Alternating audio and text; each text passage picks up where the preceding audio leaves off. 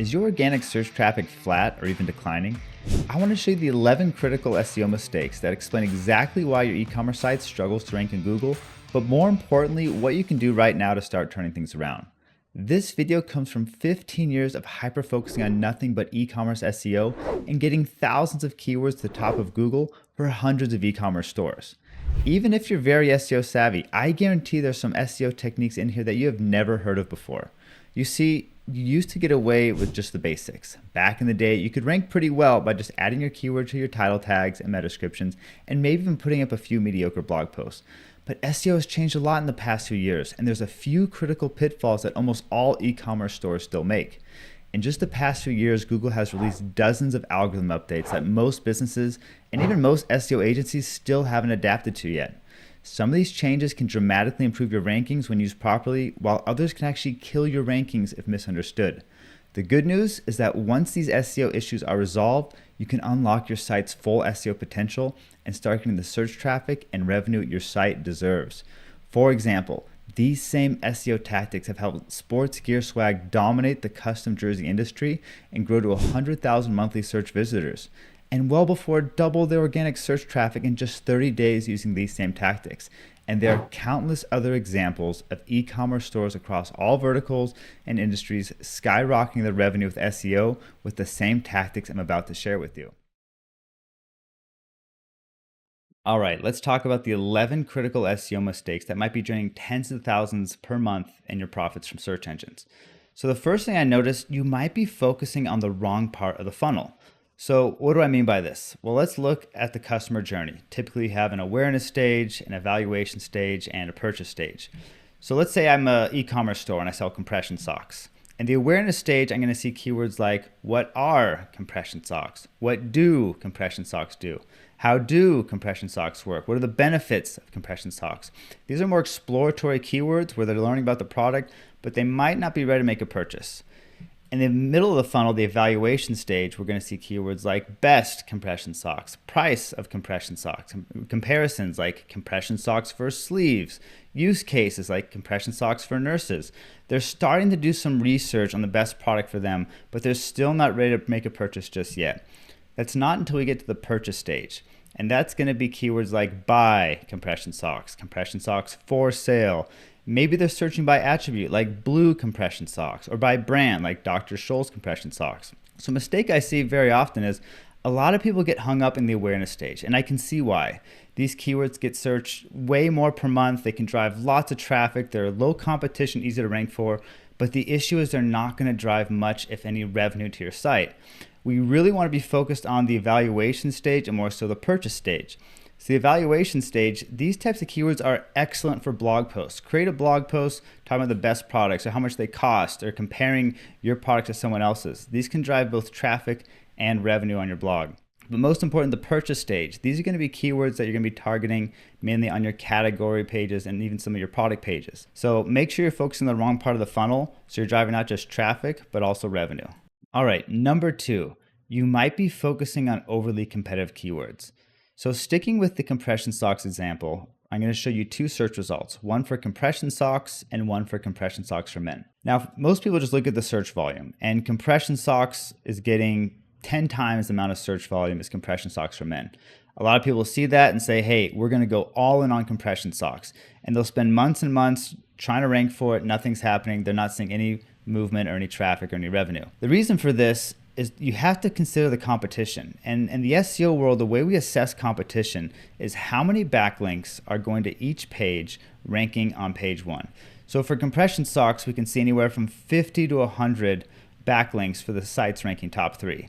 For compression socks for men, it's much less. We're talking 10 to maybe a little over 20. So if we want to rank for compression socks, we're going to need 50 to 100 backlinks, while compression socks for men, maybe we only need 10 to 20. It's going to be a lot less competitive, and we can start ranking for this keyword and driving revenue much, much faster. So make sure you're also considering competition when determining which keywords to rank for. Next, maybe your category pages don't have enough content, and I see this a lot.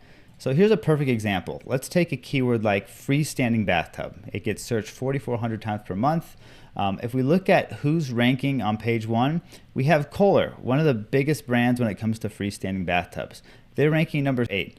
And part of the reason why they don't have really any content on their page except for just a little quick sentence under their heading tag. But let's see who's ranking number one.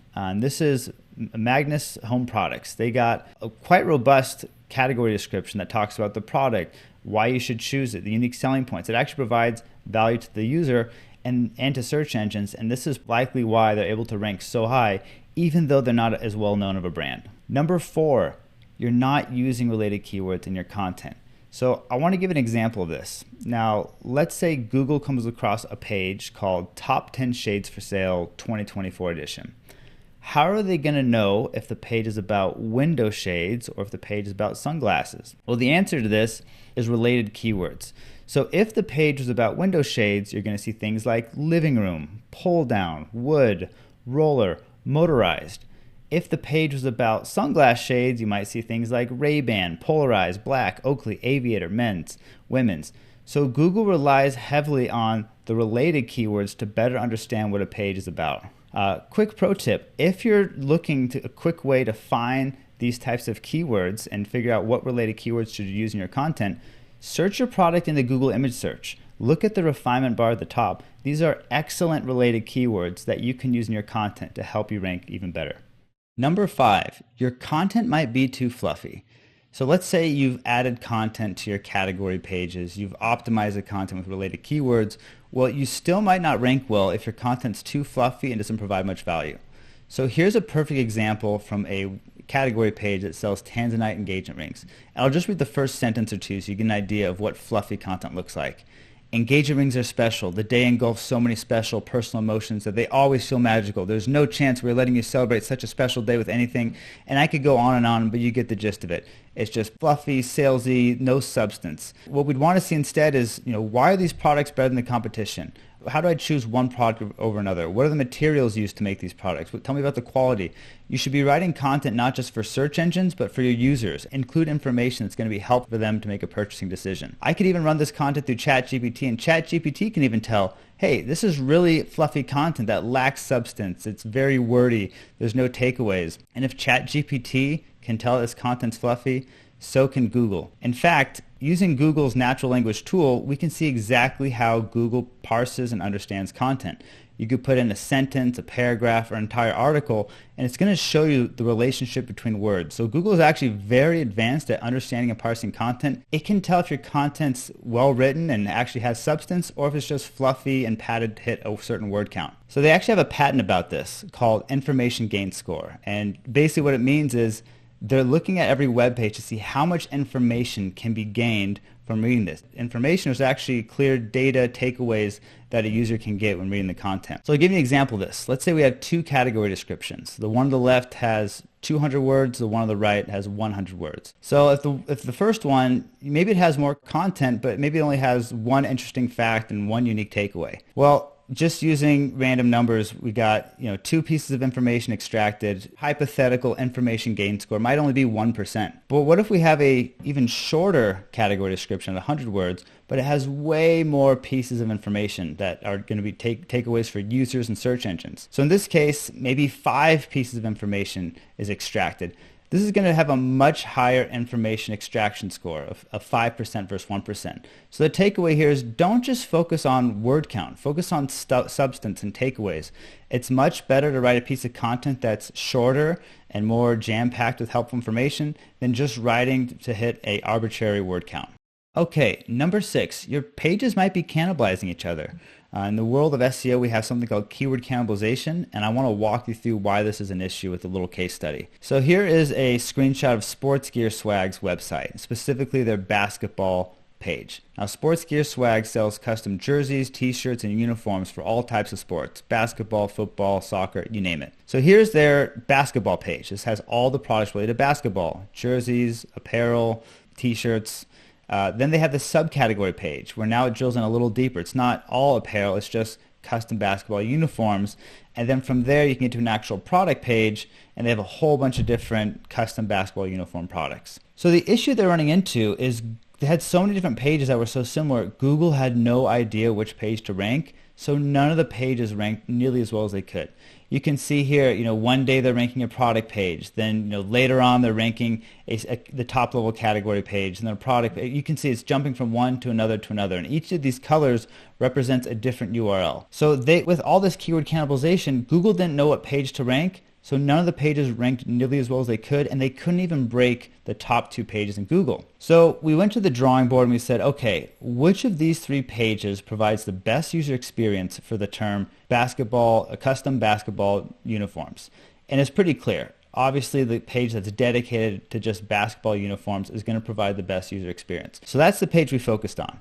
Then after that, we re-optimized the page for custom basketball uniforms. So we made sure it was in the title tag, the meta description, the header tag. We optimized the content to mention custom basketball uniforms. And then on these other pages, to send a strong signal that they should not be ranking for this keyword, we added internal links. So from the top level basketball page, we added internal link to the basketball uniforms page. From the product pages, we linked up to the subcategory pages using breadcrumbs. Now what's really cool is once these changes were made, instead of jumping from page to page to page to page and struggling to break the top 20 search results, all of a sudden Google said, okay, I can clearly see which page is important for this, and it was just climbing and climbing and climbing to where it finally hit position 1, and it stayed there for quite some time. Number 7, your product catalog might be too big, and I'll show you why this is an issue. So backing up for a second, not long ago there was this massive leak of Google search documents. It showed for the first time what ranking factors might Google be looking at to rank websites. And here's one of those documents in particular that was very interesting. It mentions something called Site Focus Score. And again, this is coming straight from Google's internal documents. It's a number denoting how much a site is focused on one topic. So we've seen this in practice too. Basically what this means is, let's say you have a website that sells everything. All things considered equal, they're going to be outranked by a website that just sells phone accessories. Well, that website will be outranked by a website that just sells phone cases. And the site that sells phone cases will be outranked by a site that just sells iPhone cases, and so on. If you have a website that just sells iPhone 12 cases, that's going to rank the best. So the more broad your catalog is, the more difficult it will be to rank for any one of your products. And I'll give you the perfect example of this for wellbefore.com. Wellbefore.com sells pretty much everything related to health and wellness. You can see a lot of over-the-counter things, eye care, first aid, sanitizers, Band-Aids, sleep aids, you name it, anything related to health and wellness, they probably sell. In fact, we're talking 7,500 different products on the site. But really, the only product lines they particularly care about, where they have the best margins, the best offering, and the best money makers, is masks, gloves, COVID tests, and incontinence. Everything else is great and all, but these are the core 4 that they're really focused on. So they did something very interesting, and I would not recommend this, but it does show you what can happen when you take this approach. For every single product and every single category on their page that was not part of those core 4, gloves, masks, incontinence, and COVID test kits, they no-indexed it from search engines. So they no-indexed 95% or more of all the pages on their website.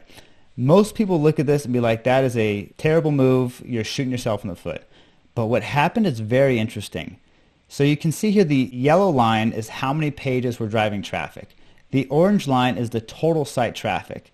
So you can see as Google started no-indexing all those extra pages, their traffic for their keyword, those core 4 products that they're going after, skyrocketed. We're talking almost doubling or even tripling the amount of traffic they're getting.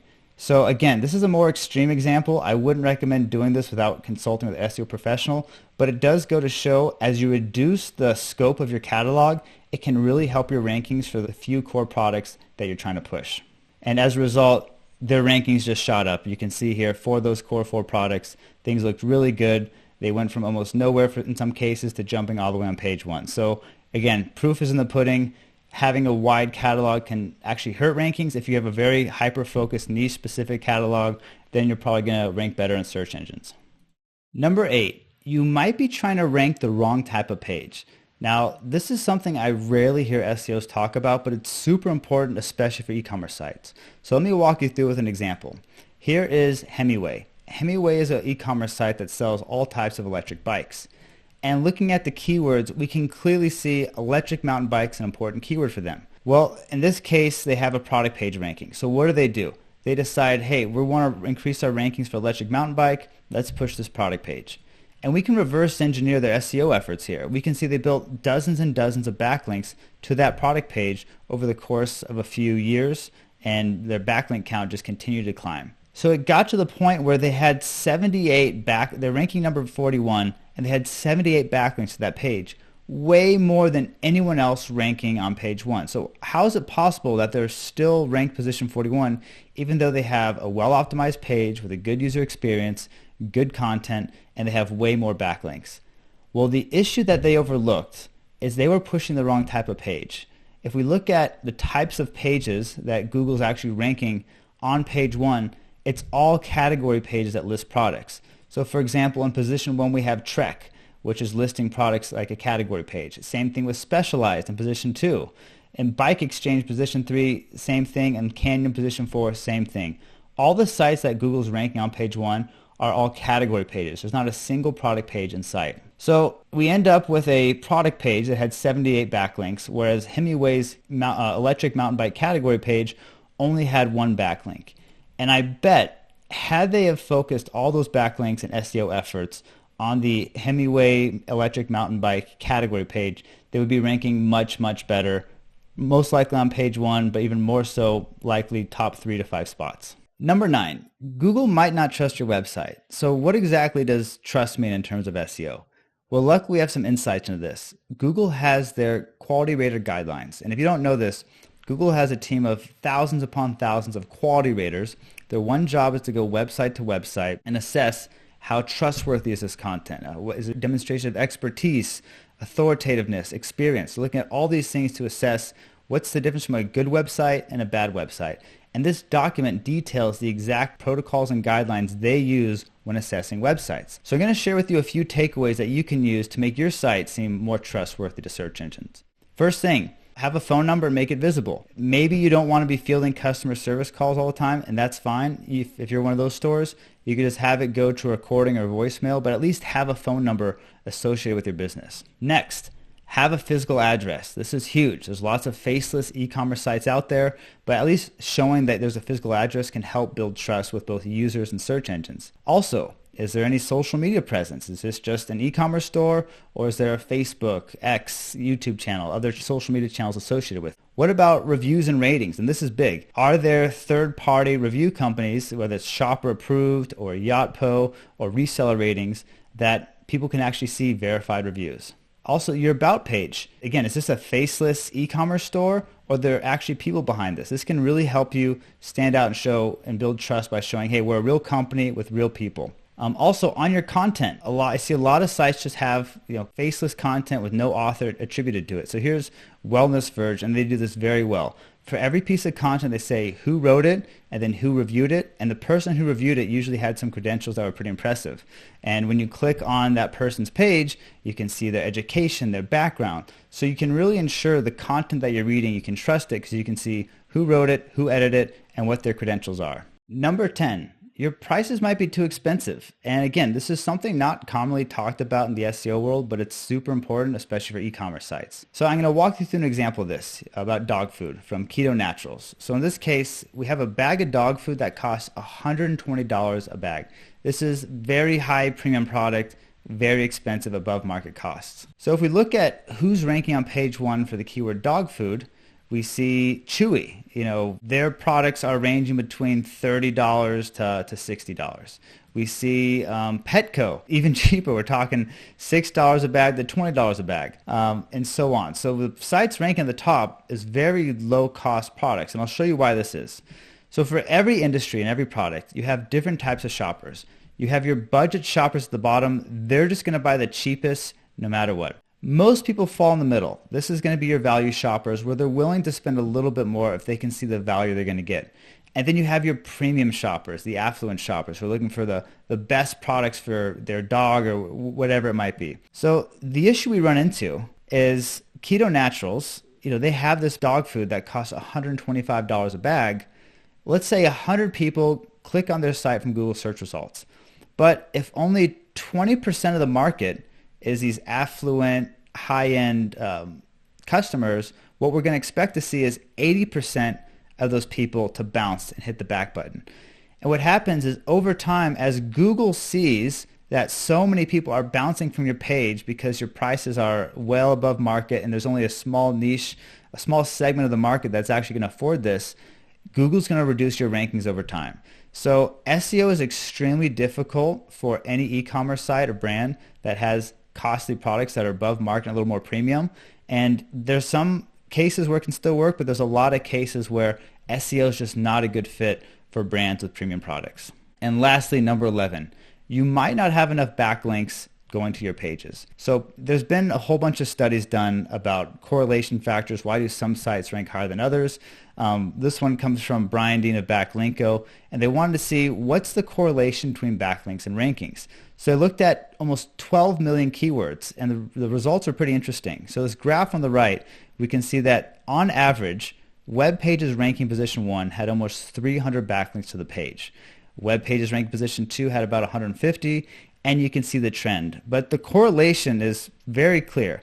As you get more backlinks, you're going to rank better in search results. And we see this all the time. Here's some graphs where the blue line is backlinks and the orange line is traffic. And in almost all cases, as you get more backlinks, your traffic's going to follow closely. So it's very important that you get high quality backlinks going to your site so that way you can rank better. Take, for example, pink sunglasses. This is a keyword that gets searched 7,600 times per month. It's no surprise that all the pages ranking at the top of page 1 have between 1 to 3 backlinks. And in this case, Blender's Eyewear, which is a great brand, they don't have a single backlink. So that's why they're ranking towards the bottom, along with Forrest Grant. So there's a lot of cases like this where there might be some long tail category related product keywords where it doesn't take much. You might just need 2 to 3 backlinks in some cases to rank on page 1 or even top 3 positions. So it's very important that you're building backlinks to your most important product pages and category pages, not just your blog, not your homepage, but really make sure you're building backlinks to the pages that you care about, that you want to rank for.